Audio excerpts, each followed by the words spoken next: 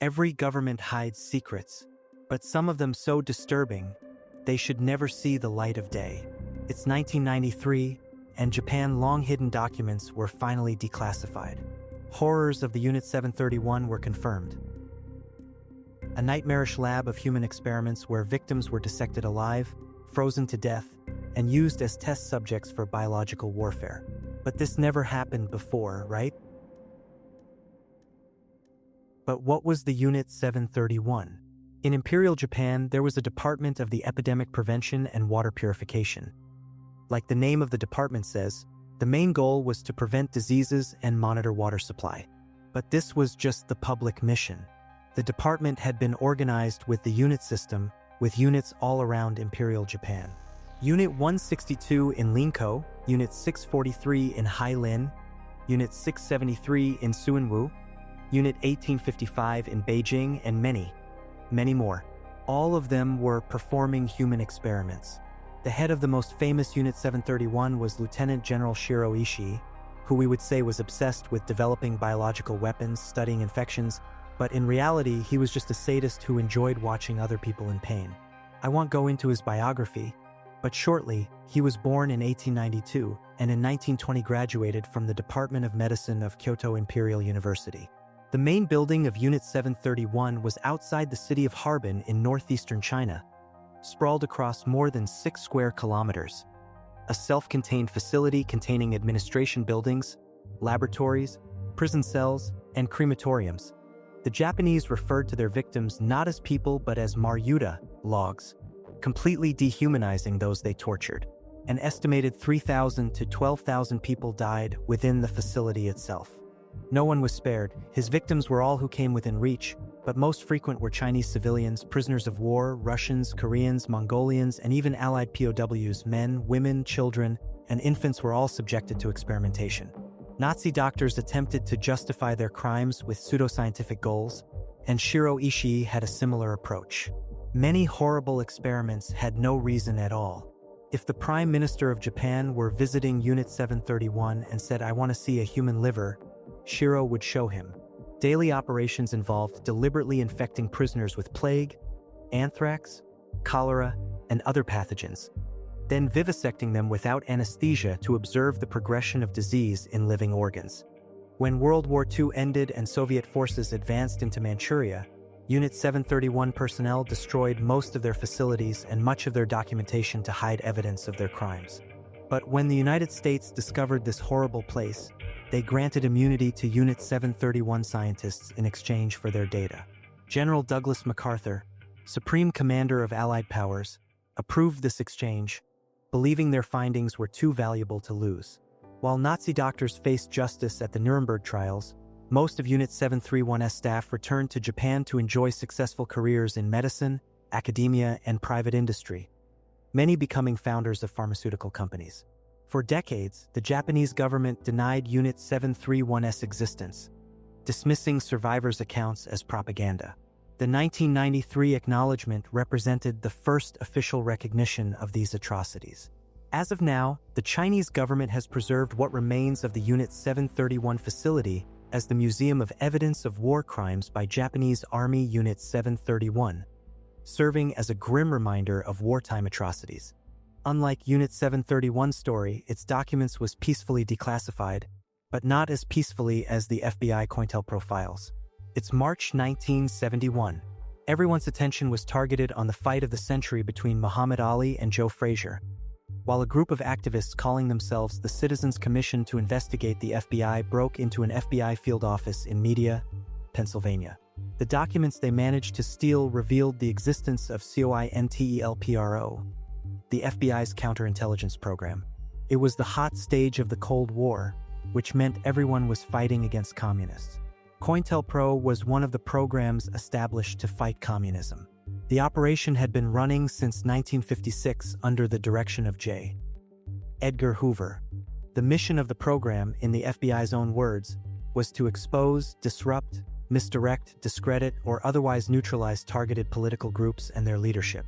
The program initially targeted the Communist Party USA but quickly expanded to include civil rights organizations, black nationalist groups, anti-Vietnam War protesters, feminist organizations, and the American Indian movement. The tactics documented in the COINTELPRO files went far beyond legal enforcement. FBI agents planted false stories in news outlets, forged correspondence between members to create internal conflicts, and employed informants not just to gather information but to actively disrupt groups from within. Perhaps the most notorious case was the FBI's campaign against Dr. Martin Luther King Jr. Internal memos reveal how the Bureau wiretapped his phones, bugged hotel rooms, and even sent him an anonymous letter along with compromising recordings, suggesting that he should commit suicide before his alleged improprieties became public. The case of Fred Hampton exemplifies COINTELPRO's deadly potential. The 21-year-old leader of the Illinois Black Panther Party was shot and killed in a 1969 raid coordinated with information from an FBI informant who had infiltrated Hampton's inner circle. The informant provided a detailed floor plan of Hampton's apartment and allegedly drugged Hampton before the raid. When the Church Committee investigations in 1975 to 76 further exposed the program, Americans learned the full extent of their government's actions against political dissidents. The program had officially closed in 1971 after its public exposure, but its methods had already left deep scars on American civil society. Today, thousands of COINTELPRO documents are available through Freedom of Information Act requests, though many remain heavily redacted. These files stand as a stark reminder of how institutions entrusted with public safety can be weaponized against political movements. The COINTELPRO revelations led to significant reforms in FBI oversight, including the passage of the Foreign Intelligence Surveillance Act. Yet they also raise enduring questions about the balance between national security and civil liberties, questions that remain as relevant today as they were when these secret files first came to light. As one former FBI agent later admitted, we were not protecting national security. We were trying to maintain the status quo, the Manhattan Project files. Most of the people call it the most secretive, high-stakes scientific operation in history. During World War II, the US and its allies were racing against time, desperate to develop an atomic bomb before Nazi Germany could. The project brought together the greatest scientific minds, Einstein, Oppenheimer, Fermi, all working in complete secrecy. Over 130,000 people were involved, but only a few truly understood what they were building. And the security? Insane. Scientists had their mail intercepted. Workers at secret facilities like Los Alamos had no idea what they were really working on. Even Vice President Truman wasn't informed until he became president. During World War II, the US and its allies were racing against time, desperate to develop an atomic bomb before Nazi Germany could. The project brought together the greatest scientific minds, Einstein, Oppenheimer, Fermi, all working in complete secrecy. Over 130,000 people were involved, but only a few truly understood what they were building. And the security? Insane. Scientists had their mail intercepted. Workers at secret facilities like Los Alamos had no idea what they were really working on. Even Vice President Truman wasn't informed until he became president. And 3 weeks later, the bombs were dropped on Hiroshima and Nagasaki.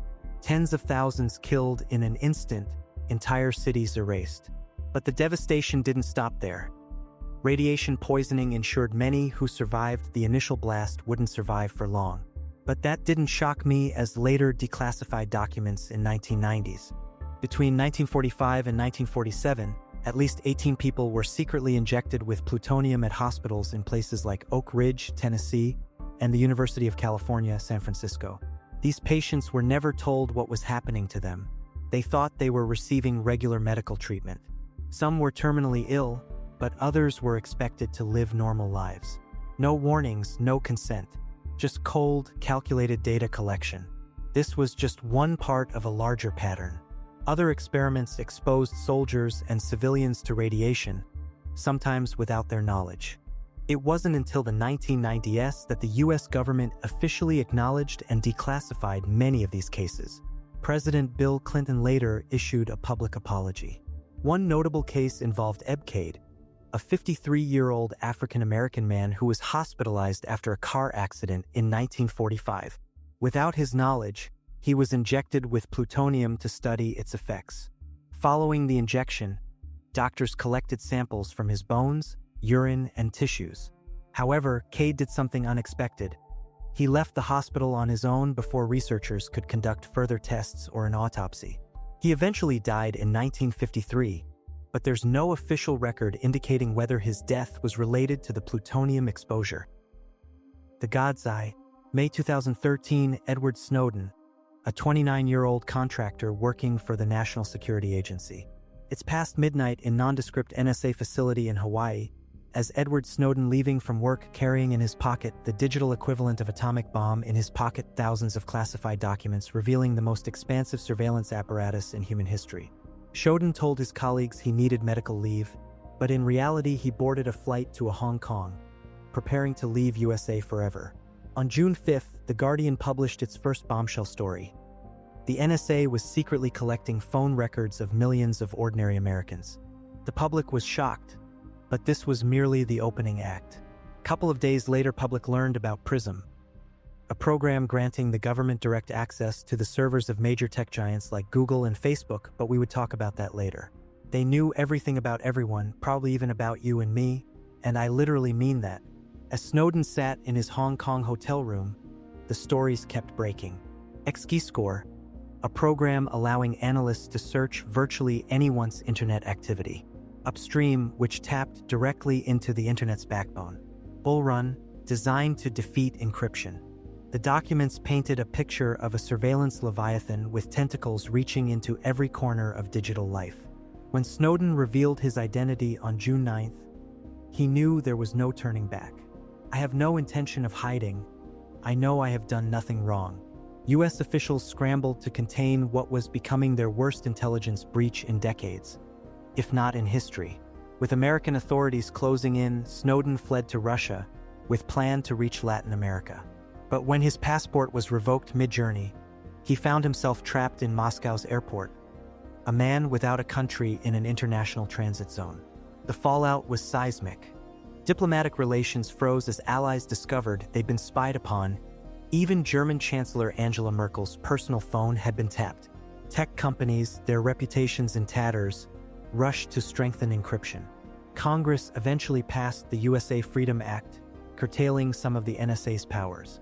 Today, Snowden remains in Russia, a digital exile unable to return to the country he sought to reform. To some, he's a traitor who endangered national security. To others, a hero who sacrificed everything for the principle that democracy cannot survive in darkness.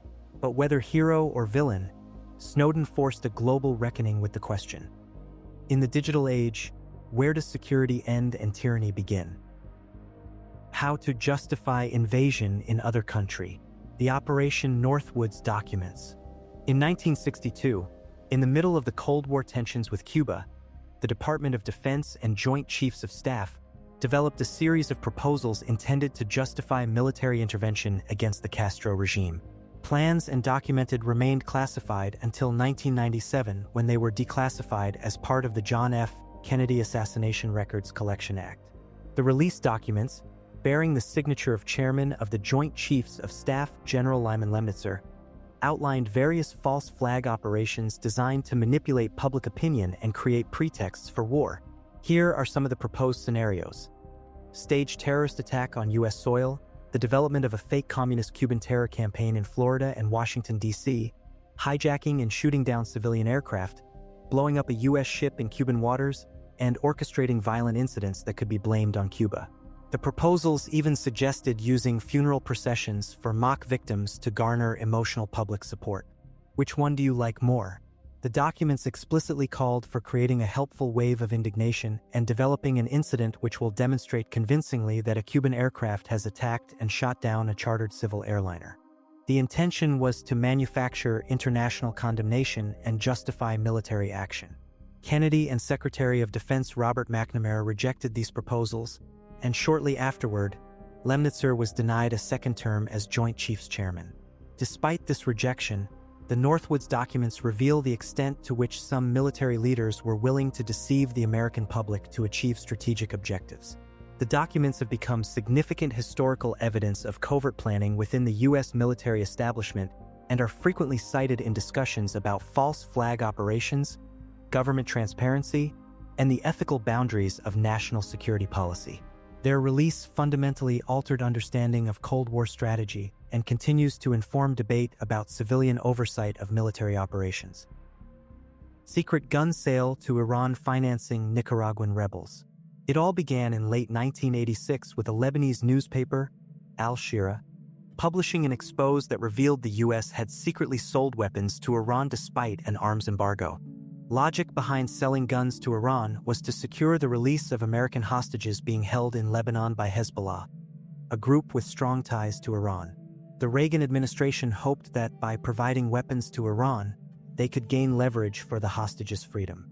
But shortly after a Lebanese newspaper, Attorney General Edwin Meese discovered financial records showing proceeds from these sales were diverted to fund the Contras in Nicaragua, circumventing the Boland Amendment that explicitly prohibited such funding.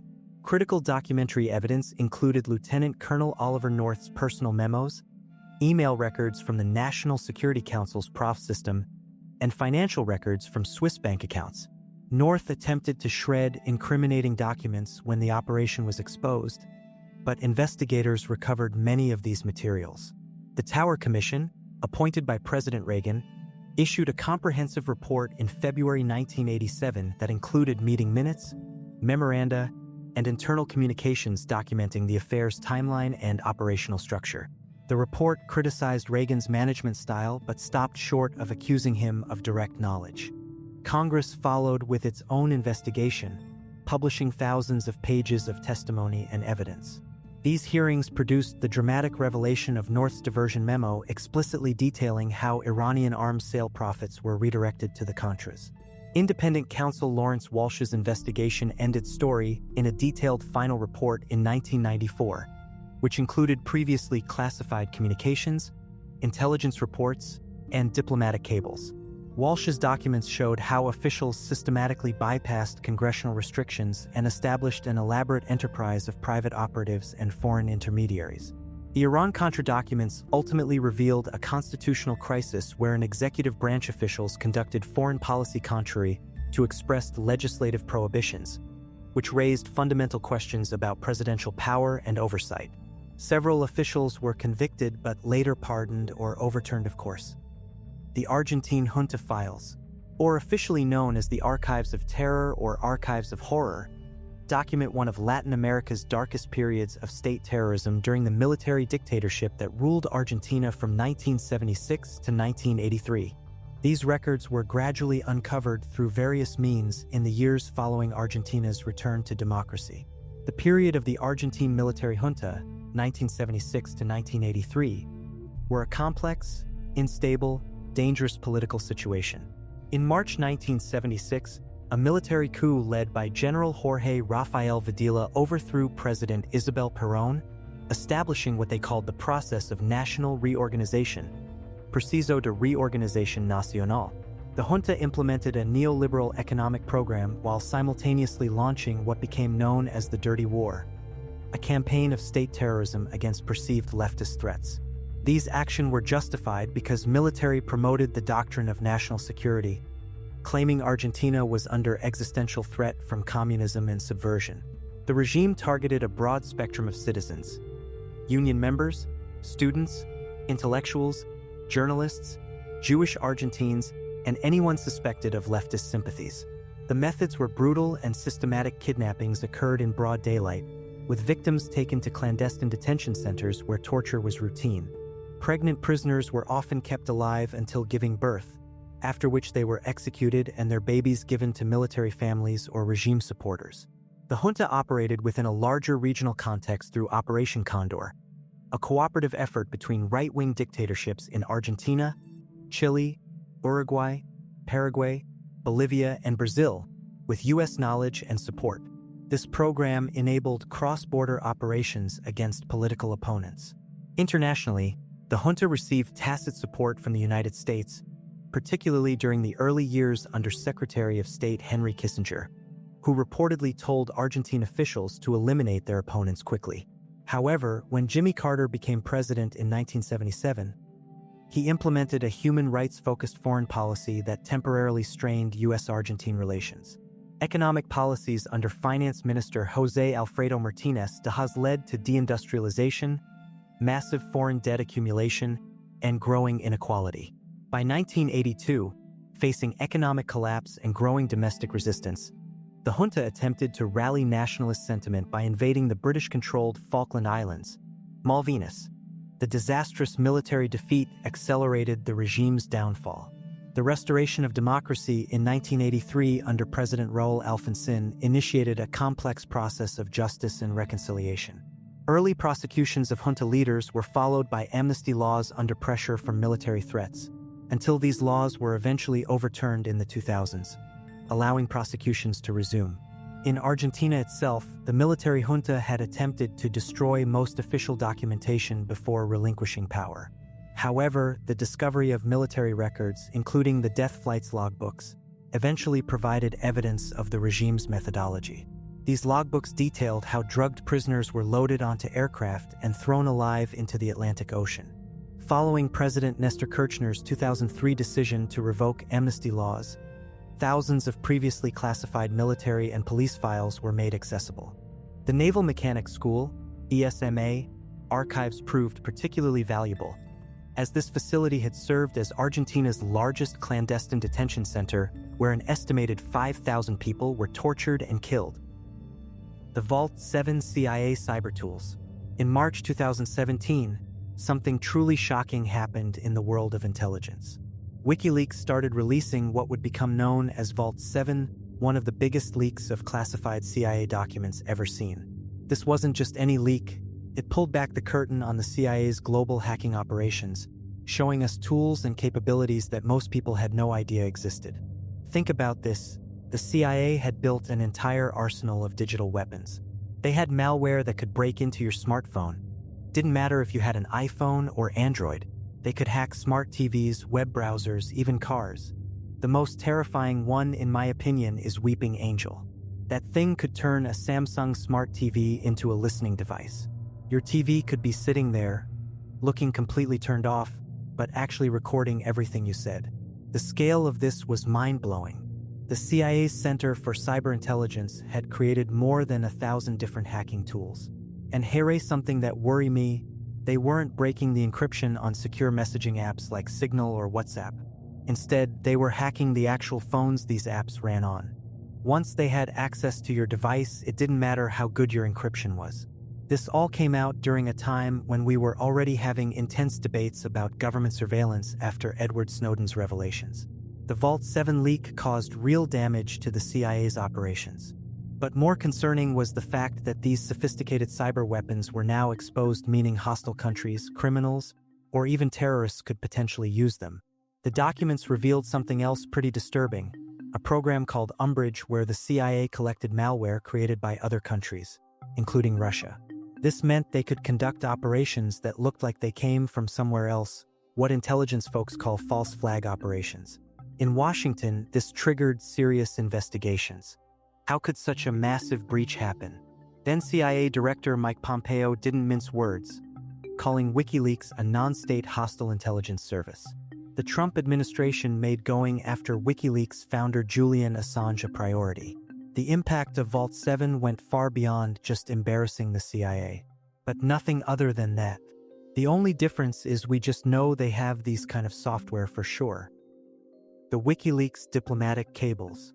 In November 2010, the world suddenly gets an unprecedented look behind the curtain of American diplomacy. WikiLeaks released what they called Cablegate, over 250,000 diplomatic cables from U.S. embassies around the globe. It was the largest unauthorized release of classified documents in history. But what was so interesting in there? U.S. diplomats were caught speaking candidly about world leaders in ways they never expected the public to see. German Chancellor Angela Merkel was described as risk-averse, Russian President Vladimir Putin as an alpha dog, and there were unflattering comments about countless other global figures. Secretary of State Hillary Clinton had to embark on what many called an apology tour, trying to repair relationships damaged by these revelations. Behind the scenes, furious phone calls were being made to allies around the world. The Obama administration condemned the release, arguing it put lives at risk and damaged crucial diplomatic relationships.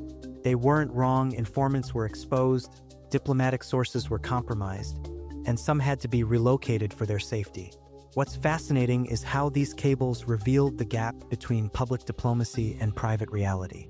They showed American officials secretly pressuring other countries on issues ranging from counterterrorism to climate negotiations. They documented concerns about corruption, human rights abuses, and nuclear proliferation that weren't being addressed publicly. The US government's response was swift. They launched a criminal investigation into WikiLeaks founder Julian Assange and the source of the leaks, Army intelligence analyst Chelsea Manning. Manning would eventually be sentenced to 35 years in prison, later commuted by President Obama, while Assange began his years-long journey through various forms of confinement. The cables sparked democratic movements in places like Tunisia, where revelations about the ruling family's corruption helped fuel what would become the Arab Spring. They changed how diplomats communicate, making them much more cautious about what they put in writing. The Pentagon Papers, USA, 1971. In 1971, the New York Times started publishing secret government documents about the Vietnam War, what we now call the Pentagon Papers. This wasn't just some minor leak. We're talking about 7,000 pages of classified information. Hey Race, what made it so explosive? These papers revealed that multiple administrations, from Truman to Johnson, had been systematically lying to the American public about Vietnam.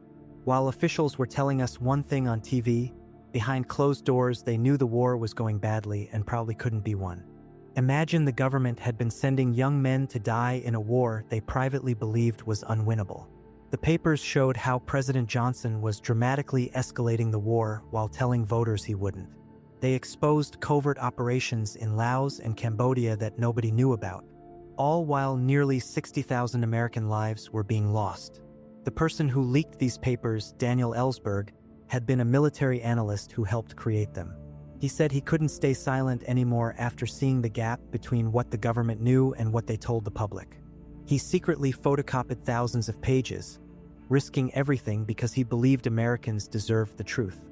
When the Times started publishing them, the Nixon administration was furious. They got a court order to stop the publications, the first time in American history the government had imposed prior restraint on a newspaper. But then the Washington Post picked up publishing where the Times left off. Eventually, the Supreme Court ruled 6-3 that the papers could be published, a landmark victory for press freedom. For Nixon, this was personal. He created a special investigations unit to go after Ellsberg.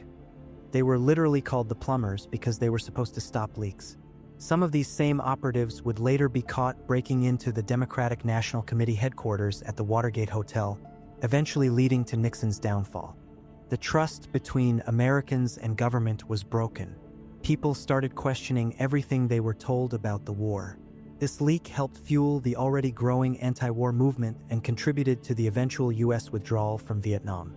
Even today, we're still living with the legacy of the Pentagon Papers. They showed us what can happen when government operates in secrecy and reminded us why a free press matters so much in a democracy. This leak made many people understand people in power don't always tell us the truth, especially when it comes to war. The PRISM program files. Did you ever heard term Big Brother? Well, in June 2013, The Guardian and The Washington Post published explosive revelations about a massive surveillance program called PRISM. Actual NSA documents leaked by a former intelligence contractor named Edward Snowden. I covered already this topic, but the PRISM itself is something different. As you know, through PRISM, the NSA could collect emails, chats, videos, photos, stored data, file transfers, video conferencing, and social networking details, basically everything we do online. Not a single company was safe. We're talking Google, Facebook, Apple, Microsoft, Yahoo, and other major companies. All those private messages you sent, the photos you shared thinking only your friends would see them, your search history, the government could access it all. And this wasn't just targeting specific terrorism suspects. This was mass surveillance on an unprecedented scale, collecting data from millions of ordinary Americans. What made it even more shocking was how it contradicted what officials had been telling us. Just months before the leak, the Director of National Intelligence, James Clapper, had testified to Congress that the NSA did not wittingly collect data on millions of Americans. The PRISM files proved otherwise. The program operated under Section 702 of the Foreign Intelligence Surveillance Act, which was supposed to target foreigners, which is already disturbing. But the files revealed that Americans' communications were routinely swept up in what they called incidental collection. And the oversight, a secret court that approved nearly every request the government made. When this news broke, it created an immediate firestorm. The tech companies named in the program scrambled to deny knowledge or downplay their involvement. President Obama tried to defend the program, saying you can't have 100% security and 100% privacy. For Snowden, revealing this information meant giving up his comfortable life in Hawaii and fleeing to Hong Kong, eventually ending up in Russia where he remains to this day. The Enigma code breakthrough documents. In 1970s, something, and this something had been waiting since World War II, was revealed to the public. Documents were declassified showing how Allied codebreakers at Bletchley Park had cracked Nazi Germany's supposedly unbreakable Enigma encryption machine during World War II. This wasn't just any intelligence victory. Many historians believe it shortened the war by 2 to 4 years and saved millions of lives. The Enigma machine wasn't typical code system. It was an incredibly complex electromechanical device that could create trillions of different encryption combinations. The Germans were so confident in it that they used it for their most sensitive military communications, believing it was mathematically impossible to break. But a team of brilliant minds, mathematicians, linguists, chess champions, and puzzle solvers worked around the clock in complete secrecy at Bletchley Park, a Victorian estate in the English countryside. Leading them was Alan Turing, a mathematical genius who designed specialized machines called bombs to help decrypt the German messages. What these declassified documents revealed was staggering. The codebreakers were reading thousands of German messages daily, learning about troop movements, supply lines, and military plans before they happened. They knew where U-boats would be lurking to sink Allied ships. They could warn about upcoming bombing raids. In North Africa, General Montgomery was reading Rommel's orders sometimes before Rommel's own officers received them. The secrecy around this operation was extraordinary. Over 10,000 people worked at Bletchley Park during the war, yet not a word leaked out. Most took their secret to the grave. When Churchill visited, he called them the geese that laid the golden eggs and never cackled. For Turing, this remarkable achievement led to tragedy. Despite his crucial role in saving countless lives, he was later prosecuted for homosexuality, then a crime in Britain.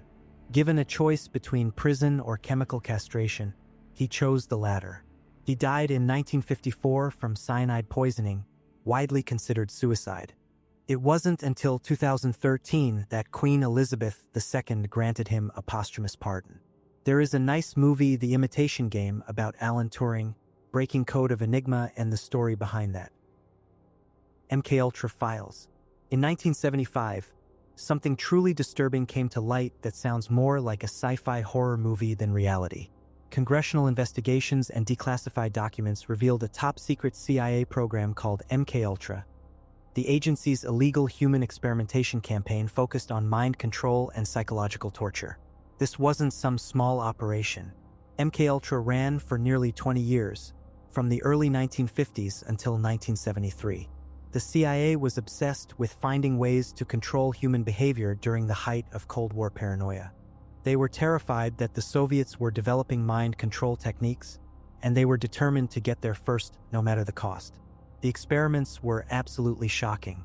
They gave unwitting subjects LSD and other hallucinogenic drugs without consent, sometimes for days or weeks at a time. People were subjected to sensory deprivation, isolation, verbal and sexual abuse, and various forms of psychological torture. Some victims were hypnotized and given electric shocks. Others were put in drug-induced comas for weeks while tapes played repetitive messages. Many of the subjects were completely innocent. Prisoners, mental patients, drug addicts, sex workers, and even ordinary citizens who had no idea they were being experimented on.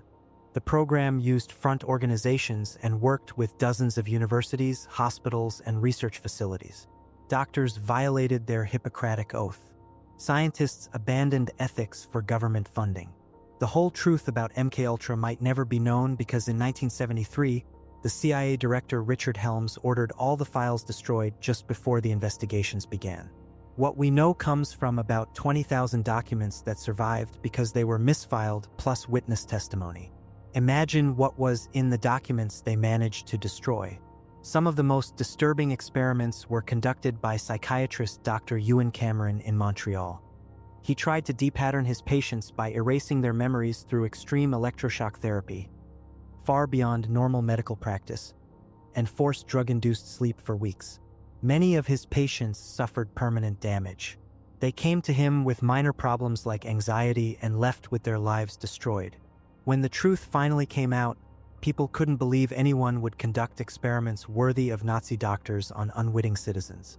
Congress established new oversight committees for intelligence agencies. But for many victims, it was too late. Lives had been destroyed, and the psychological damage was permanent. Even today, MKUltra stands as one of the darkest chapters in CIA history. Makes me wonder what other programs might exist that we don't know about.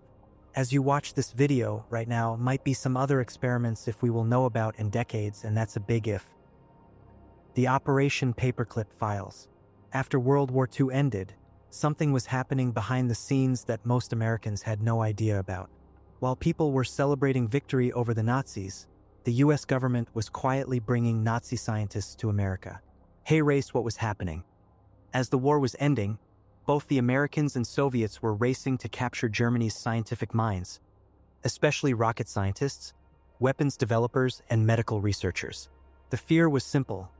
If US didn't grab them, the Soviets would, and they'd gain a huge advantage in what was becoming the Cold War.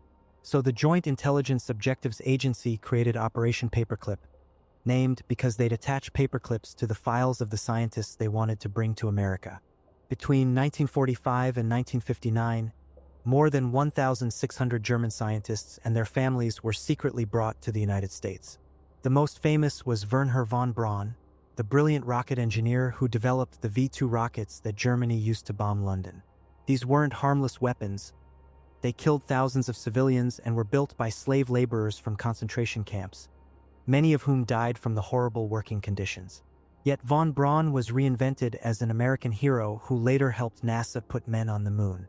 What made the program so controversial was that many of these scientists weren't just ordinary Germans. They were Nazi Party members, some had been SS officers, and others had used concentration camp prisoners for cruel experiments. President Truman had specifically ordered that no Nazi Party members or active supporters should be brought over, but the military and intelligence agencies simply falsified the scientists' records to erase evidence of war crimes or Nazi affiliations.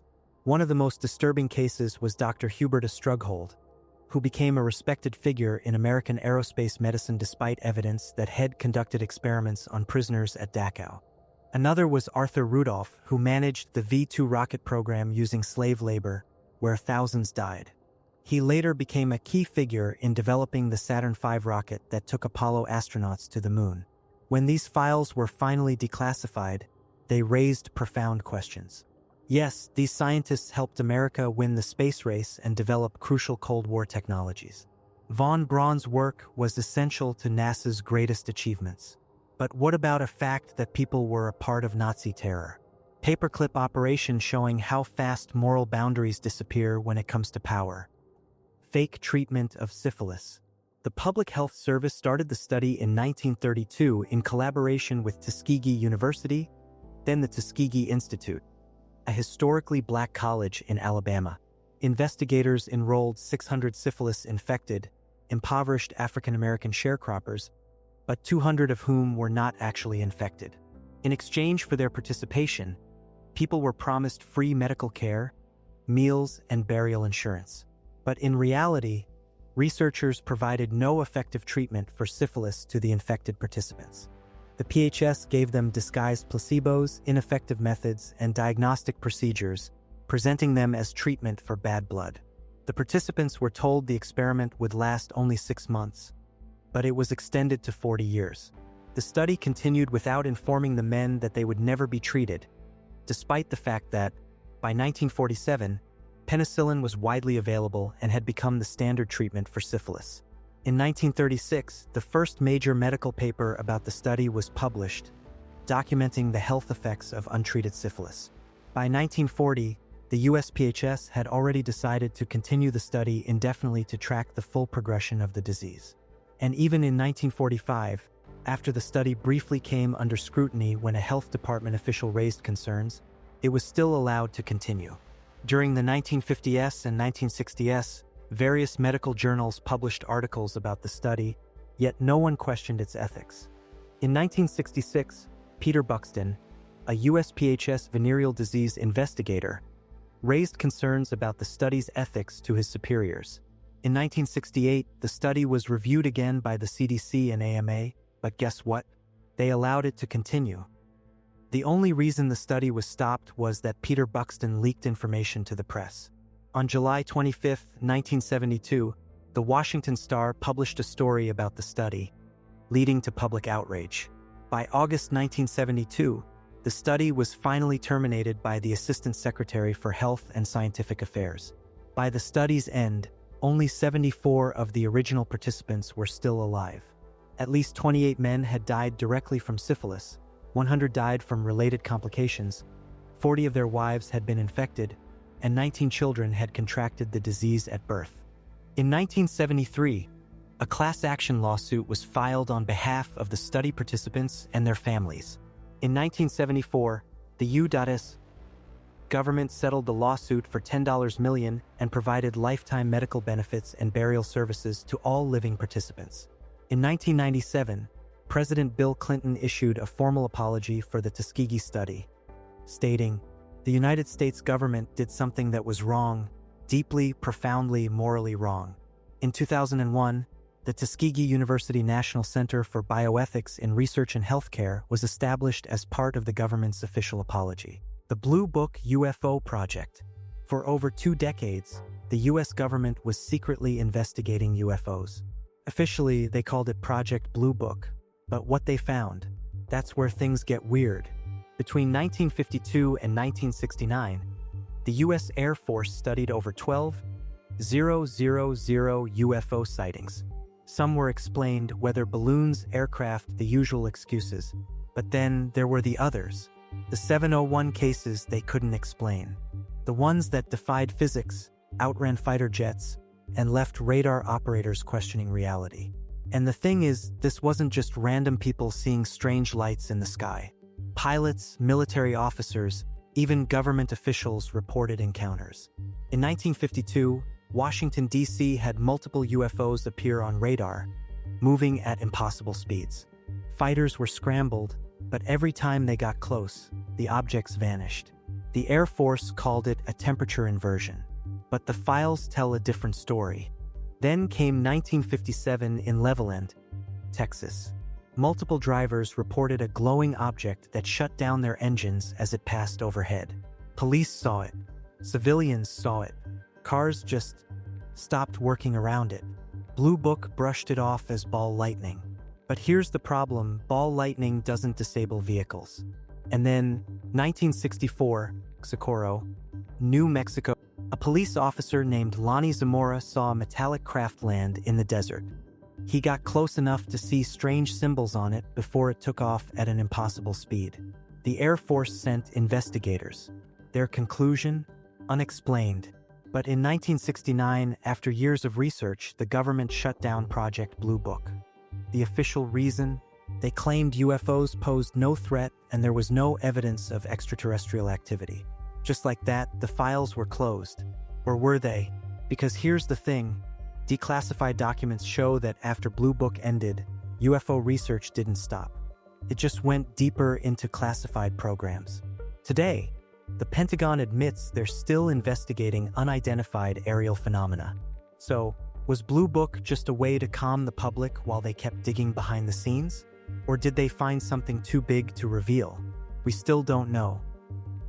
The Philippine martial law documents. In 1972, something happened in the Philippines. President Ferdinand Marcos went on national television and declared martial law. He said it was to protect the country from communists and rebels. But what the documents later revealed, that's a different story. For 14 years, from 1972 to 1986, the Philippines was under military rule. Marcos controlled everything: media, businesses, even people's daily lives. Thousands were arrested, newspapers were shut down, and the country was under a strict curfew. But it wasn't just about order, it was about power. And the classified files from that time tell a much darker story. Marcos justified martial law by claiming that the country was under attack. According to him, communists and rebels were plotting to overthrow the government. The final trigger? A supposed attack on Defense Secretary Juan Ponce Enriquez's car on September 22, 1972. Marcos used this as proof that the country was in danger and needed martial law. But decades later, Enrile himself admitted that the attack was staged. It never happened. It was just an excuse to give Marcos total control. Secret arrests and human rights abuses. Officially, martial law was about keeping peace. But government documents from that time tell a different story, one of abductions, torture, and killings. At least 70,000 people were arrested, many for simply speaking out against Marcos. 34,000 were tortured, with brutal methods like electrocution, waterboarding, and physical beatings. 3,200 people were killed or disappeared, their bodies never found. Some of the most shocking reports come from former detainees who say military forces had special interrogation centers where people were tortured. Some were made to play Russian roulette, others were subjected to psychological and physical abuse for weeks. The martial law files don't just talk about violence. They also reveal one of the biggest cases of government corruption in history. Before Marcos, the Philippines had one of the strongest economies in Southeast Asia. But by the time he was removed from power in 1986, the country was in massive debt. Why? Because while people suffered, Marcos and his family were secretly moving billions of dollars into Swiss bank accounts, hidden properties, and offshore businesses. Declassified documents show that by the time he left office, Marcos had stolen anywhere from $5 billion to $10 billion from the Philippine treasury. For over a decade, Marcos kept control. But by 1986, the people had had enough. After a fraudulent election, millions of Filipinos took to the streets in what is now known as the People Power Revolution. Even military leaders started to abandon Marcos. On February 25, 1986, Marcos and his family fled to Hawaii, ending one of the darkest chapters in Philippine history. For years, the government denied the worst of martial law. But the truth was buried in documents, classified reports, testimonies from victims, and financial records proving corruption.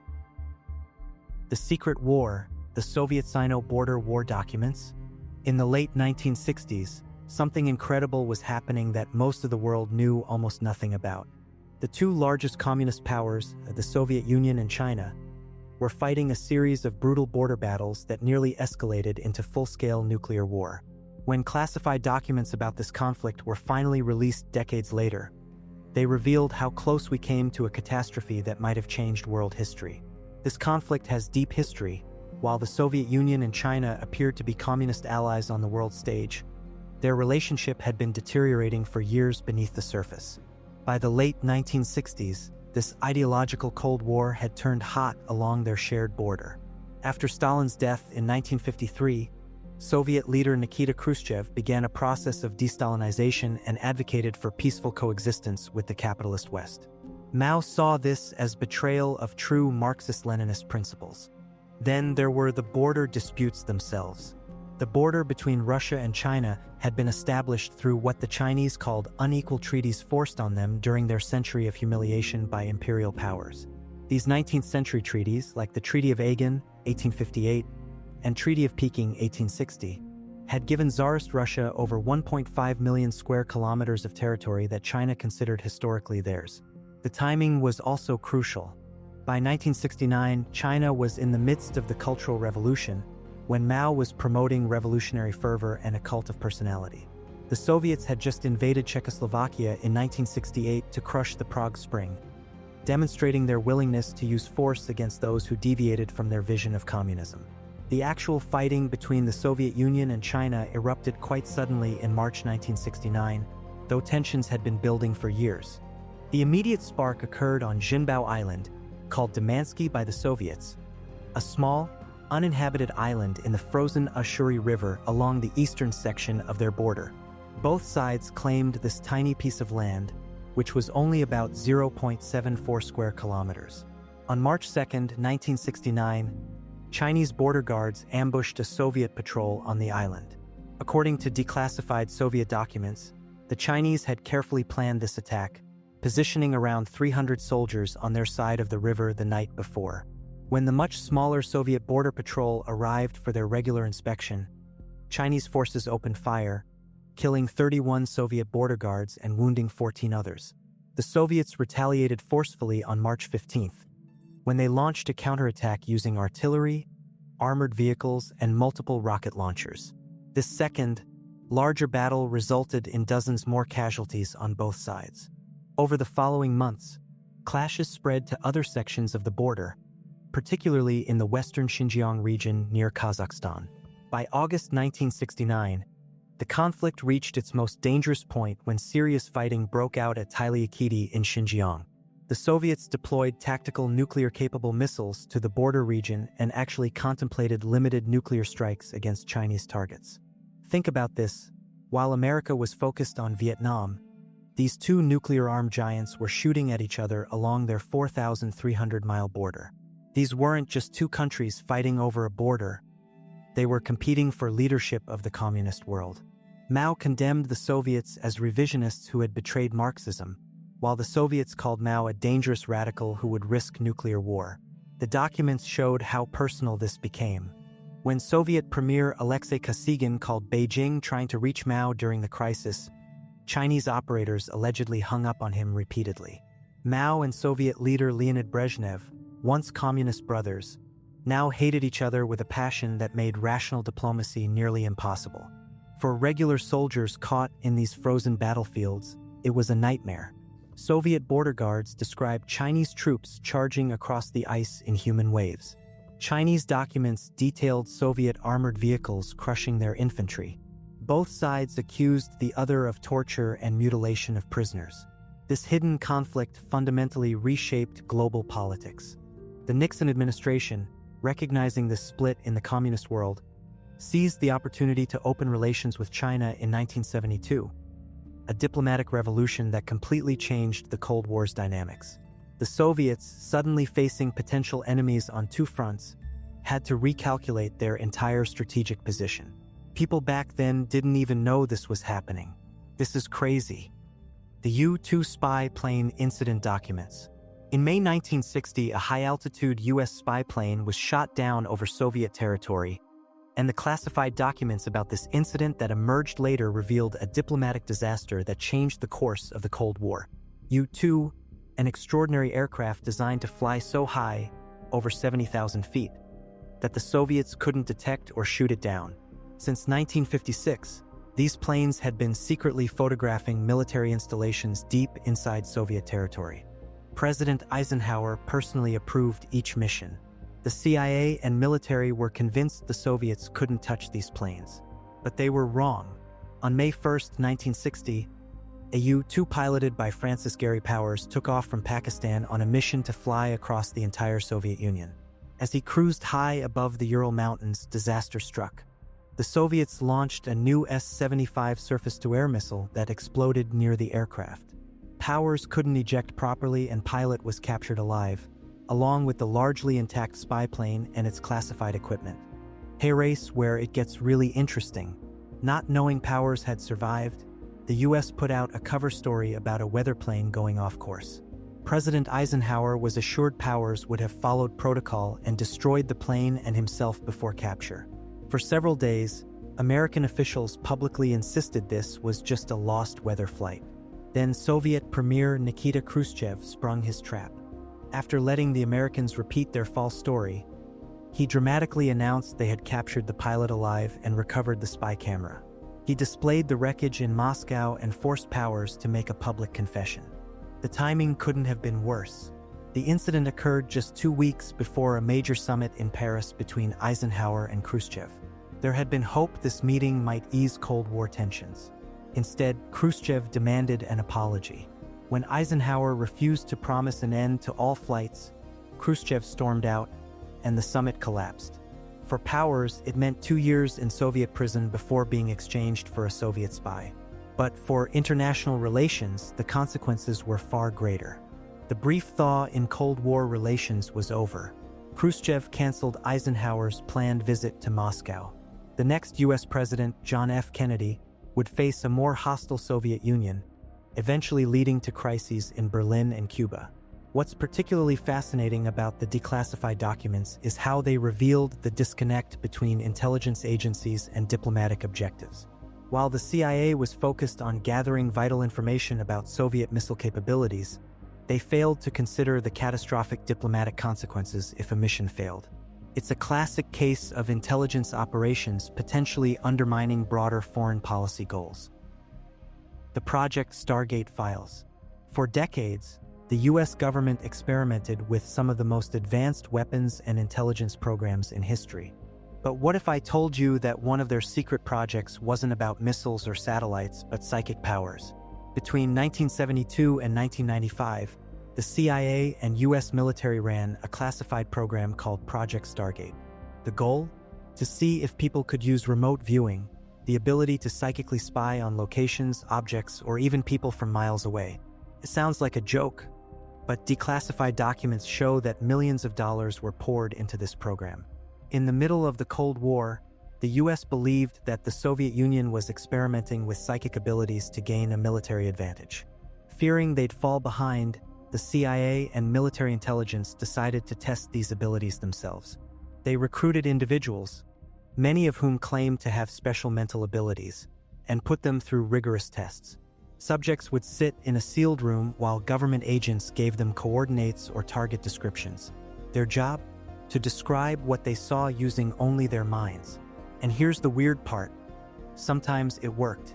One of the most famous cases involved a man named Joseph McMoneagle, a former U.S. Army officer who became one of the project's top psychic spies.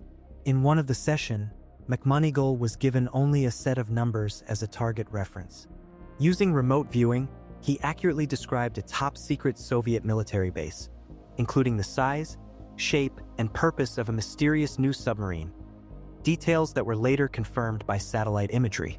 Another case involved Pat Price, a former police officer who was reportedly able to describe secret Russian military locations with alarming accuracy, including the existence of a classified Soviet base buried in a mountain.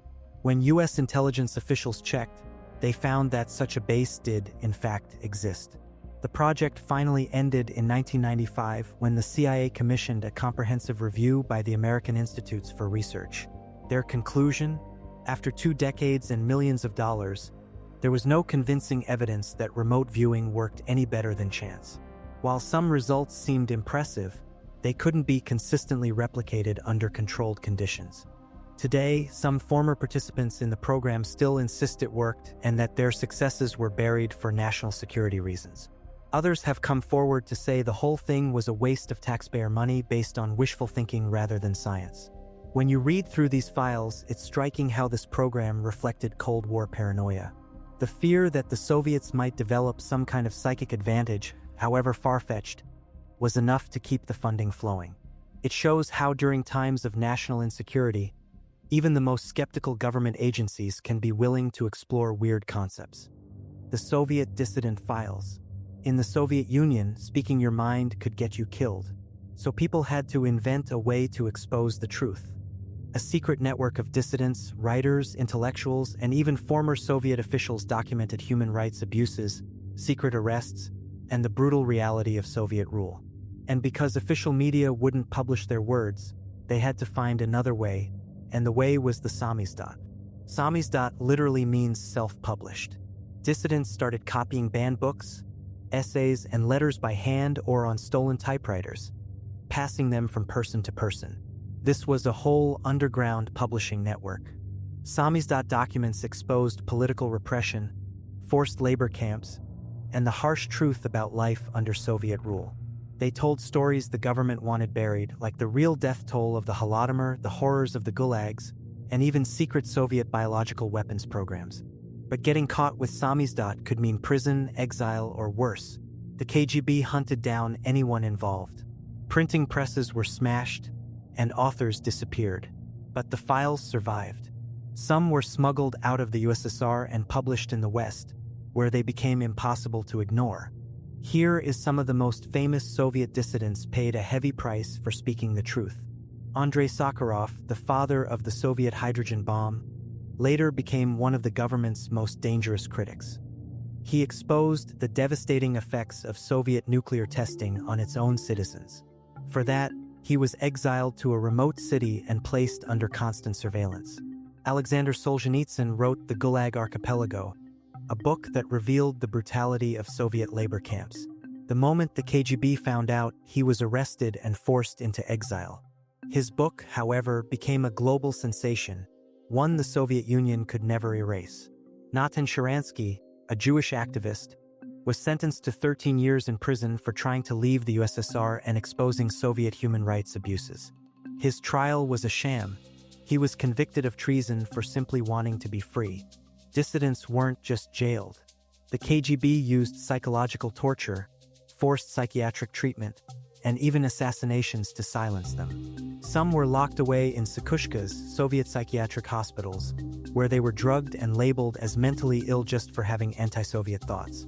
Others simply vanished. Journalists, writers, and activists were found dead under mysterious circumstances, officially ruled as suicides or accidents, but almost always after they had been threatened by the KGB. Despite everything, the dissidents never stopped. Their files spread across the world. Western intelligence agencies, human rights organizations, and underground Soviet networks preserved the documents. These files became undeniable proof of Soviet repression. When the USSR collapsed in 1991, many of these files were declassified. They confirmed the horrors dissidents had been warning about for decades: mass executions, secret prisons, and entire histories rewritten to fit the regime's version of the truth. The Guantanamo Bay detainee files. 4 years, Guantanamo Bay was one of the most secretive prisons in the world. Located on a U.S. naval base in Cuba, it was designed to hold the worst of the worst terrorists and high-value suspects captured after 9/11. But when classified military documents were leaked, they exposed a far darker reality. A prison where evidence was weak, torture was common, and many of the detainees were never proven guilty of anything. Prison wasn't in the US, which meant normal laws didn't apply. The detainees weren't officially prisoners of war, so the Geneva Conventions didn't protect them. They were in legal limbo, locked up indefinitely, without trials, without rights, and in many cases without any real evidence against them.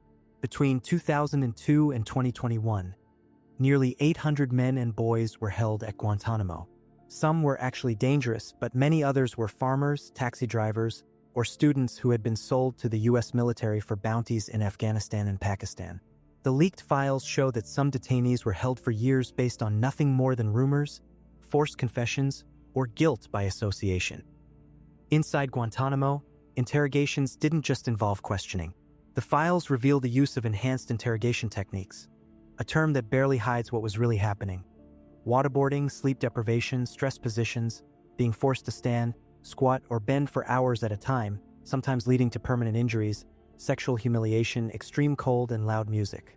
One of the most shocking discoveries from the files was that many detainees had no connection to terrorism at all. Mohammed Sadiq, an 89-year-old Afghan man with dementia, was detained for months before officials admitted he had no ties to al-Qaeda. Omar Khadr, a 15-year-old Canadian, was captured after a firefight in Afghanistan. He was blind in one eye and severely injured, but still sent to Guantanamo, where he was tortured and interrogated for years before eventually being released. Murat Kurnaz, a German resident of Turkish descent, was detained based on an anonymous tip. U.S. intelligence quickly found out he was innocent, but he was kept in Guantanamo for 5 more years before being freed. The files also showed that the U.S. government knew many detainees weren't threats, but kept them locked up anyway, to avoid admitting mistakes, In 2011, over 700 classified Guantanamo files were leaked to WikiLeaks, revealing internal assessments of every prisoner. The documents exposed how officials exaggerated detainees' importance to justify their imprisonment. Some were held simply because they were in the wrong place at the wrong time. Others were detained because they were accused by rival groups looking to settle personal scores. Over the years, presidents have promised to shut Guantanamo down. Barack Obama tried but faced political opposition. Donald Trump stopped releases and kept the prison open. Joe Biden resumed efforts to close it, but as of today, 30 detainees still remain, some without charges or trials. The KGB's active measures files. When people think of the KGB, they picture spies, assassinations, and Cold War espionage. But one of their most powerful weapons wasn't guns or bombs, it was disinformation. And buried in declassified Soviet intelligence files is the blueprint for one of the most sophisticated psychological warfare operations in history: active measures. For decades, the KGB didn't just spy on enemies, they manipulated reality itself. They spread false stories, forged documents, and planted fake news, all to destabilize their enemies from the inside. The US, Europe, even the Soviet Union's own citizens, no one was safe from the KGB's web of deception. Active measures wasn't just propaganda. It was a highly coordinated effort to undermine trust in governments, institutions, and even reality itself.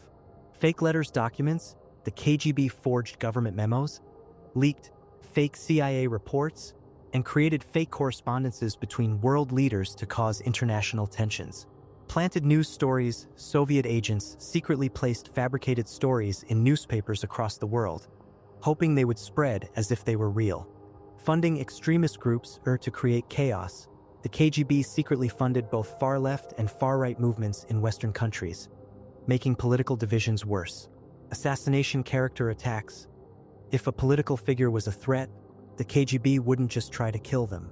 Sometimes it was more effective to destroy their reputation with false scandals. Here are some of the biggest conspiracy theories of the 20th century that came straight from KGB active measures operations.